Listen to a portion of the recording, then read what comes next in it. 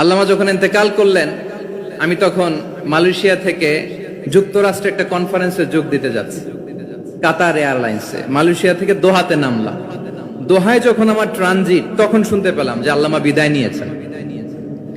Social মিডিয়ায় শুনে বিশ্বাস করতে পারলাম না। মুহূর্তের মধ্যেই মাসুদ সাইদি ভাইকে মেসেজ করলাম, উনি কোনো উত্তর দিতে পারলেন না।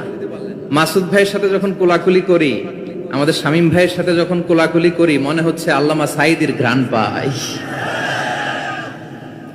শরীরটা লিটারালি কাঁপছিল, নিজেকে মানাতে পারছিলাম না, বিশ্বাস করতে পারছিলাম না যে আসলে আল্লামা বিদায় নিয়েছেন।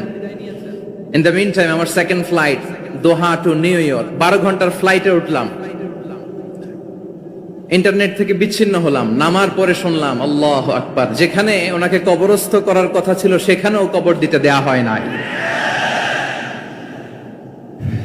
ছবিগুলো দেখতে লাগলাম, হাসিমাখা মুখ, হাসিমাখা নিথর দেহটা, মরণে হাসিবে তুমি কাঁদিবে ভুবন। From east to west, from north to south, the entire globe, গোটা বিশ্ব ওনার জন্য কেঁদেছে, গোটা বিশ্ব কেঁদেছে। কাবার গিলাফ ধরে ধরে মানুষ চিৎকার করেছে।